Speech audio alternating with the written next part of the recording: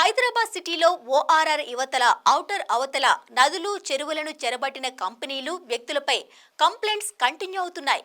Lakes కబ్జా అక్రమ కట్టడాలపై చర్యలు తీసుకోవాలంటూ కాంగ్రెస్ పార్టీ మెంబర్ పర్యావరణవేత్త లుబ్నా సర్వత్ తన యుద్ధాన్ని కొనసాగిస్తున్నారు.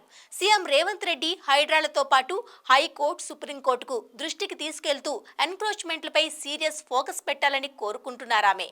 లేటెస్ట్ గా శ్రీ ఆదిత్య కేడియా రియల్టర్స్ ఎల్ఎల్పి మూసీ నదిలో ఆక్రమించిన స్థలం అలాగే బుల్ఖాపూర్ నాలాను పునరుద్ధరించాలంటూ మెయిల్స్ పెట్టారు. భూముల రక్షణ, చెరువుల ప్రక్షాళనే ధ్యేయంగా రంగంలోకి దిగిన హైడ్రా జోరు వానల కారణంగా తన దూకుడికి స్మాల్ బ్రేక్ ఇచ్చింది. ఈలోగా మరిన్ని అక్రమాలపై ఫోకస్ పెట్టి గ్రౌండ్ లెవెల్ సర్వేలో తలమునకలైంది. ఎలాగో పని మొదలు పెట్టారు కనుక వీటి సంగతి కూడా చూడండి అంటూ మూసీ నది, ఉస్మాన్ సాగర్ చుట్టూ అక్రమ కట్టడాలు నిర్మించిన వారిపై ఫిర్యాదులు వెల్లువెత్తుతున్నాయి.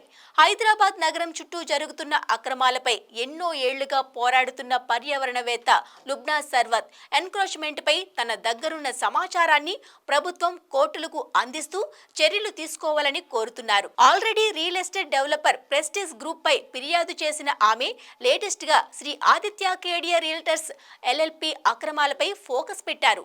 మంచిరేవులలోని మూసీ నదిని కబ్జా చేసి నిబంధనలు అతిక్రమించి మరి ఆదిత్య కేడియా రియల్టర్స్ నిర్మాణాలు చేపడుతున్నారని, సత్వరమే కట్టడాలు తొలగించేలా ఆ కంపెనీకి ఉత్తర్వులు ఇవ్వాలని లుబ్నా ప్రభుత్వాన్ని కోరారు.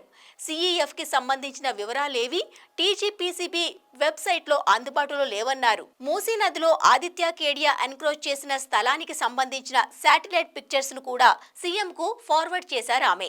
అక్కడితో ఆగిపోలేదు. విచ్చలవిడిగా జరిగిన నిర్మాణాలతో జన్వాడ సమీపంలోని బొల్కాపూర్ నాలాను నామరూపాలు లేకుండా చేశారని హైకోర్టు ప్రధాన న్యాయమూర్తి దృష్టికి తీసుకువెళ్లారు. మాజీ మంత్రి కేటీఆర్ కు చెందిన జన్వాడ ఫామ్ హౌస్ కోసం బుల్కాపూర్ నాలాను నాశనం చేశారనేది ఆమె ఆరోపణ.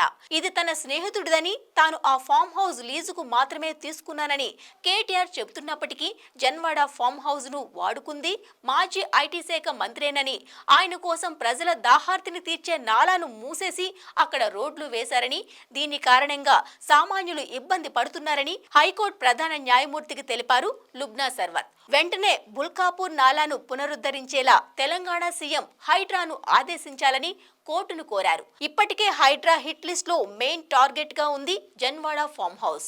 ఇప్పుడు బఫర్ జోన్, ఎఫ్టీఎల్ పరిధిని అతిక్రమించడంతో పాటు మంచినీటి నాలాను పూడ్చి మరీ జన్వాడ ఫామ్ హౌస్ ను నిర్మించారనే ఆధారాలు దొరకడంతో కేటీఆర్ ఫ్రంట్ ఫామ్ హౌస్ కూల్చివేతకు పక్కా ముహూర్తం ఫిక్స్ అయ్యేలానే కనిపిస్తోందన్న మాట వినిపిస్తోంది.